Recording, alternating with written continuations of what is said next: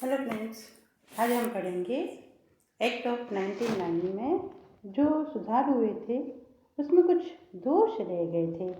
तो दोष क्या है उसके बारे में चर्चा करेंगे।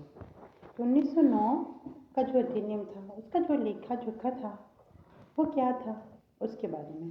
तो 1909 ईस्वी के सुधारों से भारतीय राजनीतिक प्रश्न का न कोई हल हो सकता था और न ही इससे वह कोई हल निकाला जा सकता था। सीमित मताधिकार, अप्रत्यक्ष चुनाव, विधान परिषद की सीमित शक्तियों ने प्रतिनिधि सरकार को खिचड़ी सा बना दिया था। वास्तविक शक्ति सरकार के पास ही रही और परिषदों को केवल आलोचना के अधिकार के अतिरिक्त कुछ भी नहीं मिला।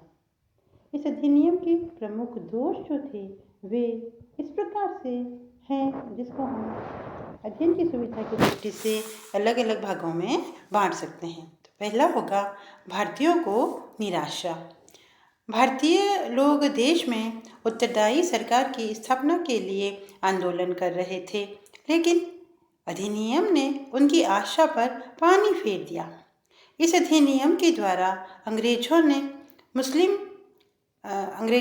ने शक्ति संतुलन के सिद्धांत को अपनाया और भारतीय समाज के कुलीन तत्वों तथा विशेष वर्गों को अपनी ओर मिलाकर राष्ट्रवादी तत्वों के विरुद्ध एक नई शक्ति का सृजन करना चाहा। इसका मुख्य उद्देश्य संवैधानिक निरंकुशवाद की स्थापना करना था। संक्षेप में यदि हम कहें तो 1909 ईस्वी के सुधारों से जनता को केवल छाया मात्र सुधार ही प्राप्त हुए, वास्तविक रूप से कुछ भी नहीं। इससे प्रभाव तो मिला परंतु शक्ति नहीं मिली। दूसरा है संप्रदायवाद को प्रोत्साहन, यानी इस एक्ट से संप्रदायवाद को प्रोत्साहन मिला। तो भारतीय राष्ट्रीयता के प्रभाव को अवरुद्ध करने के लिए अंग्रेजों ने देश के दो बड़े संप्रदायों के बीच फूट डालने की नीति अपनाई। इससे समस्याएं भी उत्पन्न हुई। एक ऐसी ही समस्या मुसलमानों के लिए पृथक मताधिकार तथा निर्वाचन क्षेत्रों की थी।